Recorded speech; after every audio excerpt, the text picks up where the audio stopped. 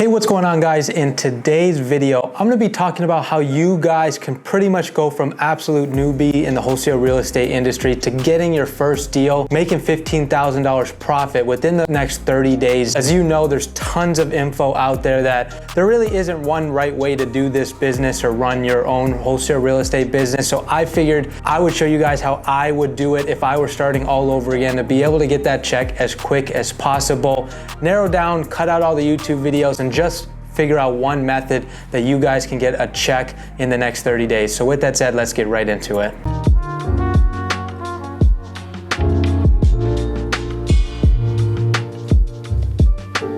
So with there being so much information out there, whether it's courses, coaching, YouTube, whatever, you guys know there's probably 100 different ways you can run this business. But I figured if I were to pretty much take away all the money that I've earned from my business and saved up, and how I would try to get a deal in the next 30 days to net me probably 15, 20,000, I figured I'd make a video for you guys. And so step one in that process would, for me, I like to run this business kind of backwards, right? If you guys don't know me, I sell a lot of my deals to hedge funds, private equity money. I really don't sell to your average cash buyer as you would consider maybe 2-3 years ago. But obviously we do 1 or 2 deals here and there with them. But with the ability to sell at ARVs of, or I guess end prices of close to ARV of 90, 95, sometimes even 100% of the ARV to some of these companies, I figure as trying to be a smart business owner, I would rather go ahead and make a bigger profit and just focus my time selling to those kind of buyers. So if I were you, the first step that I would do is figure out a market, because it all starts with what market you're in, that has a lot of that private equity hedge fund money. For me, I went into the Atlanta market. For some of you, you might be thinking that's a super competitive market, but obviously we're doing 8 to 10 deals every single month in that market alone. So I would say that, I mean, there's no difference of what I could do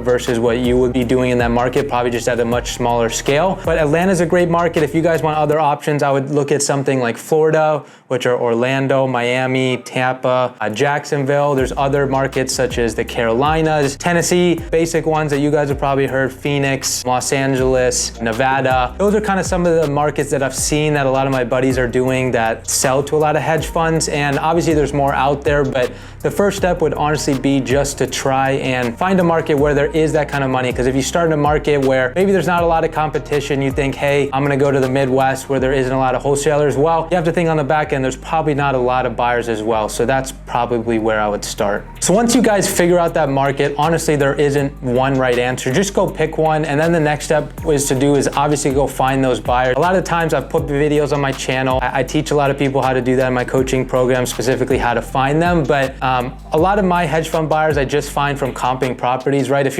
you go sit on Propstream for an hour or 2 a day and just find random properties in regular neighborhoods, you're gonna go find some of those cash sales, take some of those LLCs of other properties you've seen being bought in that same neighborhood, go to open corporates, try to find the company name, and then you're just gonna take that company name and go to LinkedIn, right? Where do a lot of the Wall Street type high money net worth individuals sit? Probably LinkedIn. It's a super professional platform. For me, I decided to go on that platform, make my profile look really good, and then reach out to a lot of these hedge funds, specifically their analysts, and just try to reach out, introduce myself, obviously make myself and my company look maybe a lot more bigger than it really is, but that's just to get your foot in the door. But once I did that, I would just simply ask them for their actual buy box. And what a buy box is, if you guys don't know, is what they're actually buying. So whether that's 3-bed, 2-bath minimums, maybe they have a minimum square feet, but really what you're looking for is where are they buying in these specific areas in your market, whether that be by the actual zip codes, which I have some hedge funds that give me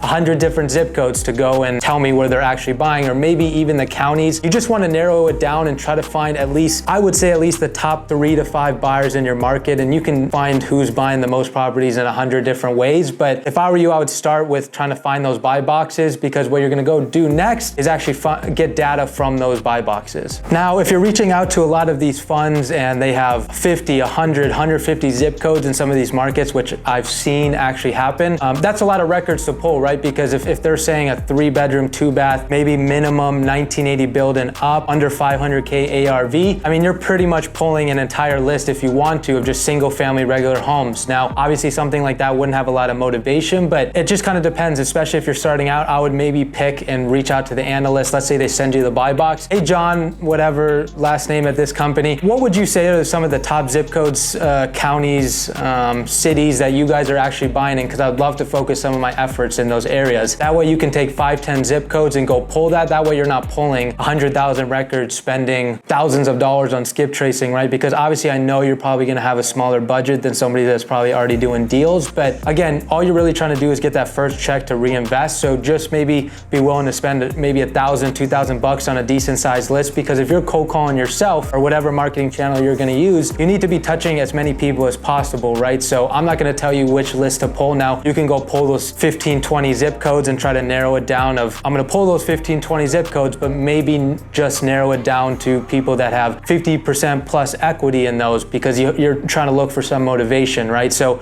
but for my company, I mean, we're calling so many records at a time. So at this point, when a company gives us their zip codes, counties, whatever, we're just pulling all the single family homes in there and hoping to potentially get a deal. Because as I said, there doesn't need to be a crazy motivation for somebody to sell. Let's say a home is 300K ARV and you need to be at realistically maybe 260 to sell it at 280, 290. You're really easily making 15, 20, maybe even 30K on offering 90, 80, 90% of a home, when in 2-3 years ago, you were probably thinking that you'd probably have to offer 50, 60%. But again, I like to work smarter, not harder in my business. So that's why I'm telling you guys actionable steps of, if I were to go start from zero, this is where I'd go. So again, pull 5, 10 zip codes, pull whatever records, criteria you want, but focus your efforts on those zip codes. Now that you've got your records, you've spot them, hopefully by now, what you should go do is pick a marketing channel. For me, I truly thought cold calling was one of the most scalable and cheap ways to go do it. And obviously there's other ways out there, whether it's texting, direct mail, PPC, SEO. But if I were you with a low budget, I would either get on the phones yourself or go text full time. Texting is a little bit more regulated now, but there's ways around it. And obviously that could be a whole 45-minute to an hour-long video, but I would 100% go cold call. The cool part about this, and obviously I'm gonna wrap up this video here in just a second, is once you're cold calling, there really isn't much to it. I don't need to tell you guys how to display this property, because you're already asking these analysts what kind of prices, or you should be asking them what kind of prices you guys should be,